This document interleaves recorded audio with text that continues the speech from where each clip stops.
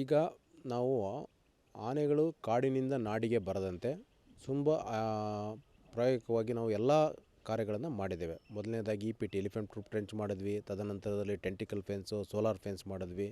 ತದನಂತರದಲ್ಲಿ ಇರ್ತಕ್ಕಂಥ EPTನ 3 to 1 ಇದ್ದಿದ್ದನ್ನು 3 metre ಆಗಲಿಕ್ಕೆ 3 ಮೀಟ್ರ್ ಆಳಕ್ಕೆ ಮತ್ತು ತುಂಬ ಅಗಲ ಮತ್ತು ಆಳವನ್ನು ಹೆಚ್ಚಿಗೆ ಮಾಡಿದ್ವಿ. ಆಮೇಲೆ ಮುಂದುವರೆದು ನಮ್ಮ ಯಾವುದೇ ರಾಜ್ಯದಲ್ಲಿ ಮಾಡಿರಲಿಲ್ಲ ರೈಲ್ವೆ ಕಂಬಿ ಅಂತಕ್ಕಂಥದ್ದನ್ನು ಹಾಕಿ ಆನೆಗಳು 100% ಕಾಡಿಂದ ನಾಡಿಗೆ ಬರಬಾರ್ದು ಅನ್ನೋದನ್ನು ನಾವು ನಮ್ಮ ಎಲ್ಲ ಜಾಗಗಳಲ್ಲೂ ಹಾಕ್ಕೊಂಡಿದ್ವಿ. ಈಗ ಎಸ್ಪೆಷಲಿ ಬಂಡೀಪುರ, ನಾಗರಹೊಳೆ, BRT ಇಂಥ ಜಾಗದಲ್ಲಿ ಹಾಕ್ಕೊಂಡು ಅದು ಆಲ್ಮೋಸ್ಟ್ 99% ಎಫೆಕ್ಟಿವ್ ಆಗಿದೆ. ಅದಾಗಿಯೂ ತಾವು ನೋಡ್ತಾ ಇರ್ತೀರಿ, ಆನೆ ರೈಲ್ವೆ ಕಂಬಿನ ಹತ್ತು ಬಂದುಬಿಡ್ತು ಅಥವಾ ರೈಲ್ವೆ ಕಂಬಿನ ಮುರಿದಾಗಿ ಬಂತು ಅಂತೇಳಿ ಎಲ್ಲೋ ಒಂದು ಜಾಗದಲ್ಲಿ ಈ ಥರ ಕಂಪ್ಲೇಂಟ್ ಬರ್ತಾಯಿದೆ. ಈಗ ಆನೆಯಿಂದ ಆಲ್ಮೋಸ್ಟ್ 100% ಸೊಲ್ಯೂಷನ್ ಸಿಕ್ಕಿದೆ, 99%. ಈಗ ಎಲ್ಲಿ ಒಂದು 5% ಹೊರಗಡೆ ಬರ್ತಾಯಿದೆ ಅಥವಾ ಎಲ್ಲಿ ರೈಲ್ವೆ ಕಂಬಿ ಆಗಿಲ್ಲ ಆ ಜಾಗದಲ್ಲಿ ಆನೆ ಬರ್ತಾಯಿದೆ ಅನ್ನೋ ಜಾಗದಲ್ಲಿ ನಾವು ಈಗ AI ಕ್ಯಾಮ್ರಾಗಳ ಮೊರೆ ಹೋಗಿದ್ದೇವೆ. AI camera is working on only one principle, that is it uses all the ಏನು ಟೆಕ್ನಾಲಜಿಗಳನ್ನ ನಾವು ಈಗ ಮಾಡಿದ್ವಿ ಅದನ್ನು ಯೂಸ್ ಮಾಡ್ಕೊಂಡು ಮಾಡ್ತಾಯಿದೆ. ಕ್ಯಾಮ್ರಾ ಅಂತ ಎಂದಾಗ AI ಕ್ಯಾಮ್ರಾಕ್ಕೆ ಮೊದಲು GSM ಕ್ಯಾಮ್ರಾ ಯೂಸ್ ಮಾಡ್ತಾಯಿದ್ವಿ ಅಥವಾ ಆರ್ಡಿನರಿ ಕ್ಯಾಮ್ರಾಗಳನ್ನ ಯೂಸ್ ಮಾಡ್ತಾಯಿದ್ವಿ. ಅದನ್ನ ನಾವೇನು ಮಾಡಬೇಕಾಗಿತ್ತು, ಆರ್ಡಿನರಿ ಕ್ಯಾಮ್ರಾದಲ್ಲಿ ಡೈಲಿ ಹೋಗಿ ಚೆಕ್ ಮಾಡಬೇಕಾಗಿತ್ತು. ಆದರೆ ಇವಾಗ ತದನಂತರದಲ್ಲಿ ಬಂದಿರೋ GSM ಕ್ಯಾಮ್ರಾ ನಮಗೆ ಇನ್ಸ್ಟೆಂಟಾಗಿ ಫೋಟೋಗಳನ್ನ ಕಳಿಸ್ತಾಯಿತ್ತು ಅಥವಾ ವೀಡಿಯೋನ ಇಲ್ಲಿ ಕೂತ್ಕೊಂಡು ನೋಡ್ತಾಯಿದ್ವಿ.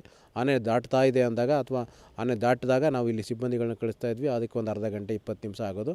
ಅದನ್ನ ಡ್ರೈವ್ ಮಾಡ್ತಕ್ಕಂಥ ಸ್ವಲ್ಪ ಬರೋದ್ರೊಳಗಡೆ ಸುಮಾರು ಡ್ಯಾಮೇಜ್ ಆಗಿಬಿಟ್ಟಿರೋದು, ಅದು ಬೆಳೆ ಇರ್ಬೋದು ಅಥವಾ ಅದು ಬಿಲ್ಡಿಂಗ್ ನೋಡ್ದಾಗ್ತಕ್ಕಂಥದ್ದು ಅಥವಾ ಅದೇ ಎಲೆಕ್ಟ್ರಿಸಿಟಿ ತಗೊಂಡು ತೀರ್ತಕ್ಕಂಥ ಎಲ್ಲ ಚಾನ್ಸಸ್ ಇತ್ತು.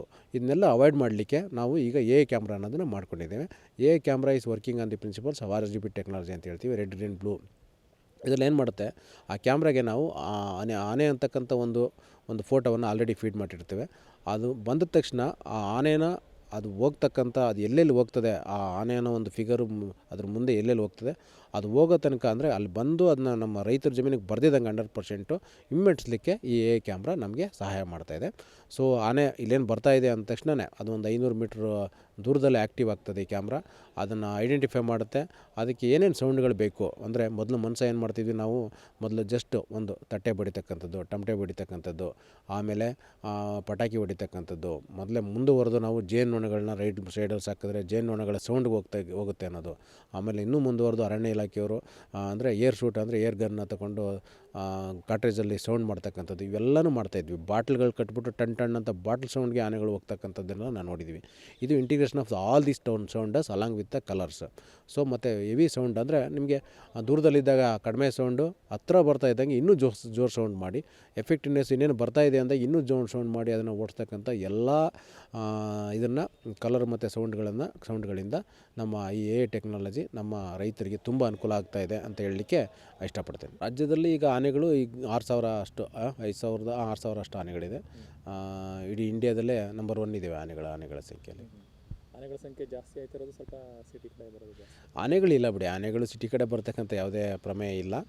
ಜನವಸತಿ ಪ್ರದೇಶಕ್ಕೆ ಆನೆಗಳು ಬರೋದೇ ಇಲ್ಲ. ಈಗ ಬರ್ತಾ ಇರೋದೇ ಜನವಸತಿ ಪ್ರದೇಶಕ್ಕೆ ಕೇವಲ ಜಮೀನುಗಳ ಅಂದರೆ ಕಾಡಂಚಲಿರ್ತಕ್ಕಂಥ ರೈತರ ಜಮೀನುಗಳಿಗೆ ಬರ್ತಾಯಿದೆ. ಈಗ ಸರಗೂರು, HD ಕೋಟೆ, ನಂಜನಗೂಡು ತಾಲೂಕು, ಗುಂಡ್ಲುಪೇಟೆ, ಹುಣಸೂರು ತಾಲೂಕಲ್ಲಿ ರೈತರ ಅಂದರೆ ಗ್ರಾಮೀಣ ಭಾಗದಲ್ಲಿ ಬರ್ತಾಯಿದೆ.